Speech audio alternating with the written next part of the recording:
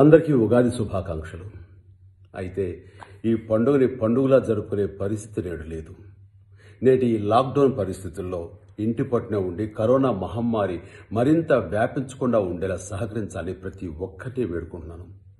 బాధ్యతారహితంగా బయటకు వచ్చి ఈ వ్యాధి మరింతగా వ్యాప్తి చెందడానికి దోహదపడద్దని కూడా ప్రతి ఒక్కరిని మనస్ఫూర్తిగా నేను విన్నవించుకుంటున్నాను. ప్లీజ్ దయచేసి బయటికి రావద్దు. ముఖ్యంగా యువత, మీరు ఇంటి పట్టునే ఉండాలని మరీ విజ్ఞప్తి చేస్తున్నాను. పొడిగించబడ్డ ఈ లాక్డౌన్ సమయంలో మరికొన్ని జాగ్రత్తలు విధిగా పాటించడం అవసరం, ఉత్తమం.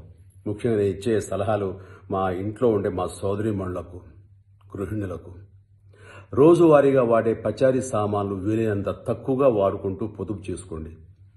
వేపుళ్ళు, కాలక్షేప తినుబండాల జోలికి వెళ్లకుండా ఉంటే ఉత్తమం.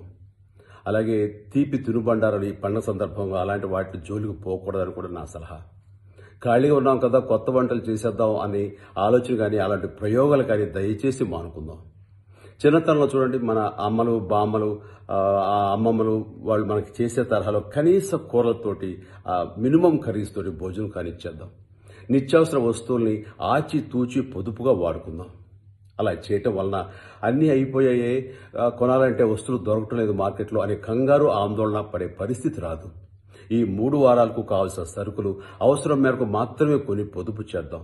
అలా పొదుపు చేసి ఇతరుల అవసరాలకు కూడా మనం సహకరిద్దాం.